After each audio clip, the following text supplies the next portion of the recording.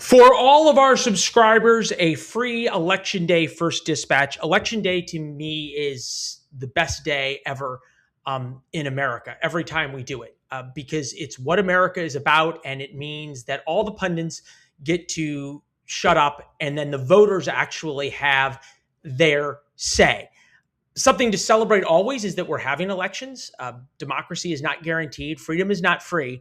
But for all of those Democrats who said in 2024 that there will be the end of democracy if Donald Trump wins, well, guess what? Not only is it not the end of democracy, it's the radicals and the Democrats who are going to probably do best this election day. Oh, the irony.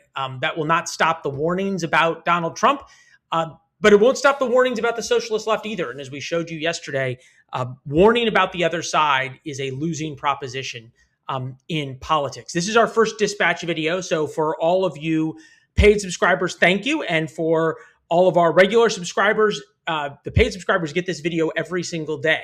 So think about how much better your life would be and how much smarter you would sound if you had this video every day. So thank you for considering to becoming a paid subscriber as well.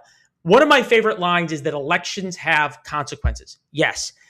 Elections also have messages. And the question is whether or not people listen to the message. And the message of today, assuming the polling holds, which I think in Michigan it certainly will, Abdul al-Sayed wins. The Democratic Socialists have taken over the Democratic Party. Something that nobody's talking about, but you should watch, is the Cori Bush attempt to retake her seat. She got thrown out. A very anti-Semitic socialist black activist in St. Louis, who I have interviewed her. She is one of the dumber human beings I've ever met. Is also obviously got some very troubling views about Jews, about Israel, about the police. She is now running to take back her seat from Wesley Bell, who was the AIPAC supported candidate. AIPAC came in and primaried Cori Bush. That will tell us a lot about where the black electorate is, because it's a very heavily black Democratic seat in Missouri, which is obviously a very dark red state. But the Democratic Socialist takeover, the Socialist Democratic takeover, the Democratic Party, should show us how angry people are, and should show us also that this malcontent, overly educated, downwardly mobile group of people have an enormous amount of power in America's politics because they are now the activist class of the Democratic Party.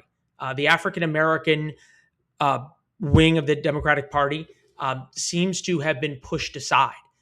Just look at what's happening in Michigan. Haley Stevens is, 30 points up with blacks and will probably lose. Now, it's different in South Carolina. Every state's different, but it's an important data point. What happens with Cori Bush in Missouri is adjacent to that data point. But going forward, for Republicans, what does Donald Trump do? What do Republicans do with Donald Trump in Michigan, in Wisconsin, in North Carolina, in Texas, in Ohio? All states that he won, all states that it is very likely that Republicans will lose statewide races. Among those, some very important Senate races. Do you put him out on the campaign trail? Do you not? How do you not put the sitting president out on the campaign trail? Also, will Republicans take from this election how angry people are about the economy?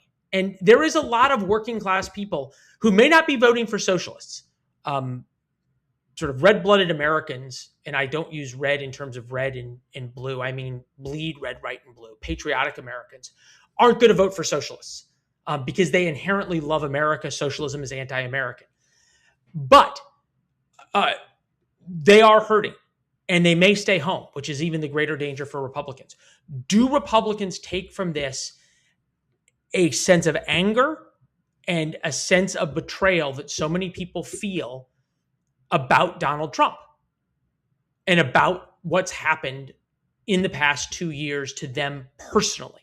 Things have not gotten better. Things didn't get better under Biden. There were a lot of people who voted for Trump because of that. Now things aren't getting better under Trump. They're going to vote for Democrats, even if they're socialists. What do you do with those people? And does Mike Rogers, does Whatley in North Carolina, Collins in Georgia, do they run away from Trump? Do they talk about how, yes, we need to do more to fix the economy, or do they talk about how great Republicans are? And Republicans are going to have to make that decision. So elections have consequences and they have messages. Got to listen to both. That's what we'll do tonight. Also, the most interesting and most hopeful thing is what's happening in the Mountain West, Idaho, Nebraska, South Dakota, Montana, where there are independent Senate candidates.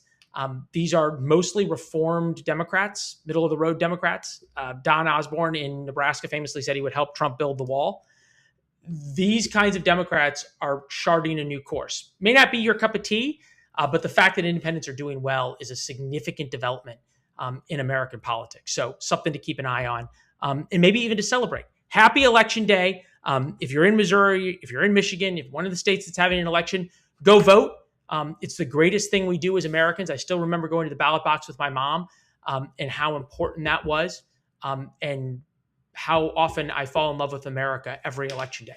It's a great thing. America is a great place, even if we have these sort of odd tangents that obviously is coming up right now in American politics. We'll see you tonight at 9 o'clock.